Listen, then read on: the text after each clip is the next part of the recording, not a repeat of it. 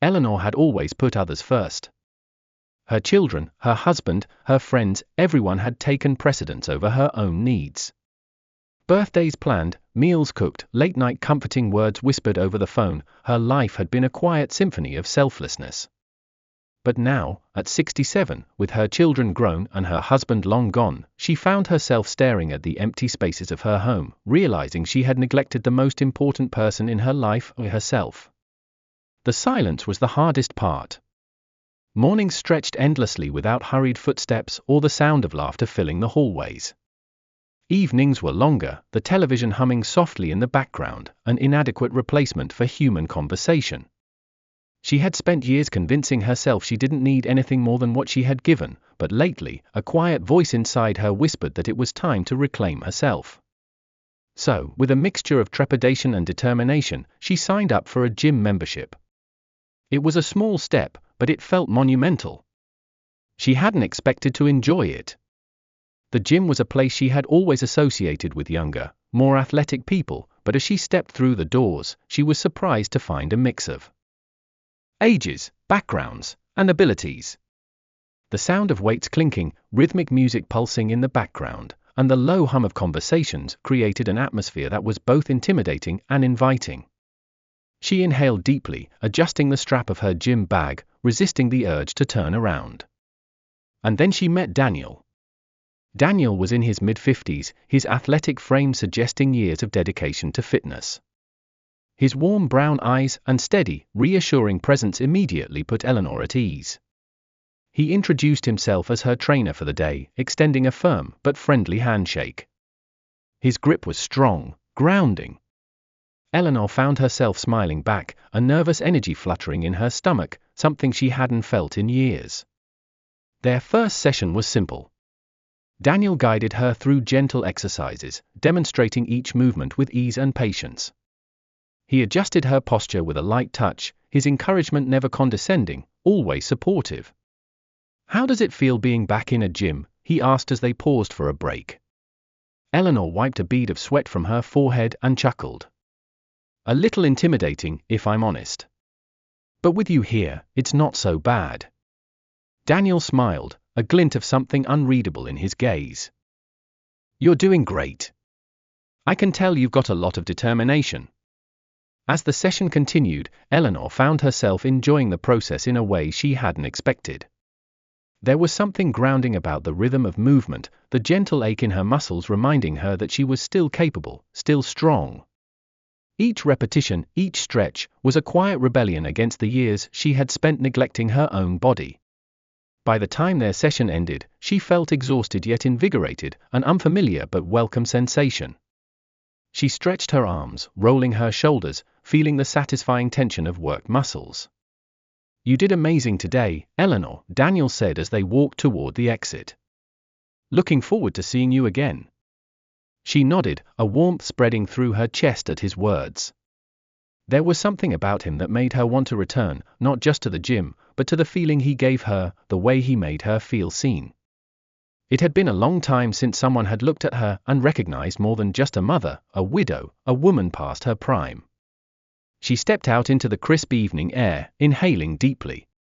A new beginning. It wasn't just about exercise. It was about stepping back into herself, one movement at a time. Over the next few weeks, Eleanor found herself slipping into a new routine, one that felt both unfamiliar and strangely comforting. Each morning, she would wake to the soft sound of Theo's tail thumping against the wooden floor, his eager eyes watching her as she climbed out of bed. She would take him for a walk, something she had never done before, something she had never imagined enjoying. But now, she found herself looking forward to it. The crisp morning air, the rhythmic click of Theo's nails against the pavement, the gentle tug of the leash, it all grounded her in a way she hadn't felt in years. It was as if, for the first time in a long while, she had something to wake up for. With Theo by her side, the days no longer felt so empty. There was a quiet comfort in his presence, a warmth that filled the silent spaces of her home. He followed her everywhere, always watching, always attentive. When she sat in her favorite chair by the window, Theo curled up at her feet, his breathing slow and steady. When She moved to the kitchen, he padded after her, waiting patiently as she made tea or prepared dinner. At first, she found his devotion endearing, a kind of silent reassurance that she was not alone. But as the days passed, she began to notice the extent of his watchfulness. Theo was always there. Always. If she stepped into another room, he would follow. If she lingered too long by the window, he would sit beside her, pressing his body against her leg as if to remind her he was there. If she closed the bathroom door, she could hear him just outside, waiting. His eyes never left her, his gaze unwavering, his presence constant. What had once been comforting now felt almost suffocating, like a shadow she couldn't shake. The unease deepened whenever visitors came. It started subtly, Theo positioning himself between Eleanor and whoever was at the door. He never barked or lunged, but there was something about the way he stood, muscles tense, ears pricked forward, that made people hesitate. When her daughter Lily came to visit, Theo sat between them, his gaze locked onto Lily, his body taut like a coiled spring. "Mom, are you sure he's okay?" Lily asked one afternoon, shifting uncomfortably as Theo followed her every movement. His growl was barely audible, just a low, persistent rumble beneath his breath, but it was enough to make her uneasy. Eleanor glanced down at Theo, then back at her daughter. "He's just protective of me," she said with a small smile, brushing off the concern. "He'll settle down eventually." But Theo never settled. And as the days stretched on, Eleanor couldn't ignore the creeping sensation that his loyalty was something more than devotion, something deeper, something that went beyond mere companionship. Something almost possessive. At first, it was subtle. A lingering gaze, a quiet whimper when she moved out of his reach. But as the days passed, the unease grew. If she spoke on the phone too long, Theo would nudge her hand insistently, his cold nose pressing against her skin, demanding her attention. If she shifted her focus elsewhere, reading a book, scrolling through her phone, he would let out a low, discontented whine, his golden eyes fixed on her as if willing her to look at him instead. Then, there were the times she mentioned leaving the house. His ears would perk up sharply, his body tensing as if bracing for something inevitable yet unbearable. One afternoon, when she planned to meet an old friend for coffee, Theo paced the hallway restlessly, his nails clicking against the wooden floor. As she pulled on her coat, he sat by the door, his tail still, his breathing heavy. When she reached for her purse, he let out a sharp, insistent bark, loud enough to startle her, almost as if trying to physically stop her from leaving. Eleanor hesitated, gripping the strap of her bag. "I'll be back soon, Theo. You'll be fine." But he didn't look convinced. His barking didn't stop until she had stepped out the door, and even then, as she locked it behind her, she could still hear it through the walls, sharp, frantic, desperate. She sighed, shaking off the discomfort, but as she drove away, an uneasy feeling settled in her chest. It was just a dog's attachment to its owner. Nothing unusual. Nothing to worry about. And yet, throughout her meeting, she found herself distracted. Every time her friend spoke, her mind drifted elsewhere. Had she locked the door properly? Was Theo pacing the apartment, his anxiety growing in her absence?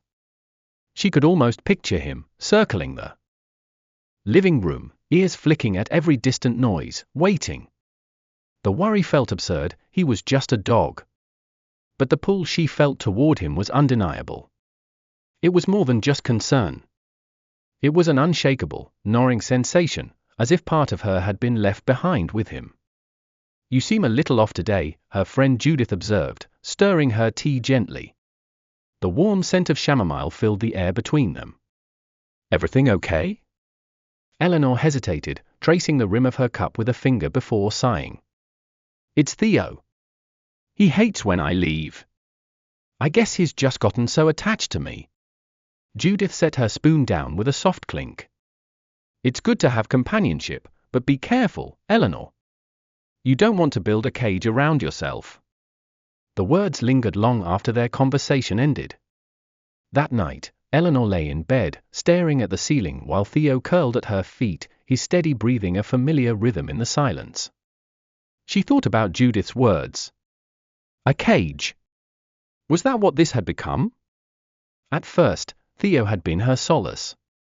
A presence that filled the empty spaces left behind by time and loss. But now, the comfort he once provided felt heavier, like an anchor she hadn't realized she was dragging. She had begun shaping her days around his needs, avoiding trips, declining invitations, letting the world outside shrink while the one within these walls expanded.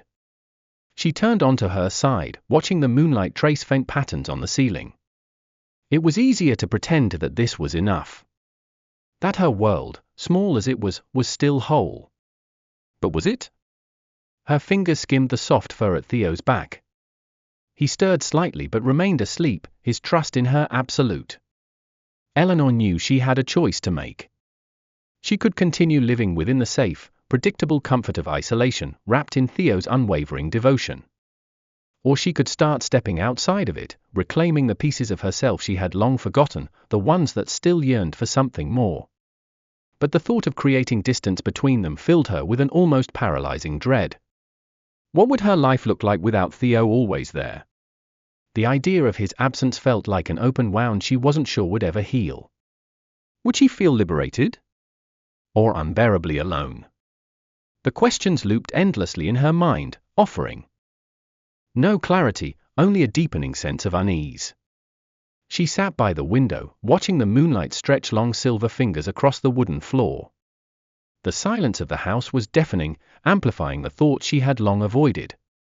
She had always believed she was protecting Theo, shielding him from the uncertainties of the world outside, from pain, from loss. But now, as the night wore on, a more unsettling realization crept into her mind: she wasn't just protecting him. She was protecting herself. From what, exactly? The loneliness? The past? The fear that without Theo, she might have to face the reality of her own life, the one she had put on hold, the one that had begun to slip through her fingers like sand. She wasn't sure she was ready. But she also knew something had to change. As the weight of indecision pressed against her chest, Eleanor found herself reaching for memories long buried. The day she first met Theo. The quiet afternoons filled with unspoken understanding. The way he had become a constant, unwavering presence when the rest of the world felt too uncertain. He had been her anchor, her refuge. But had she also become his cage?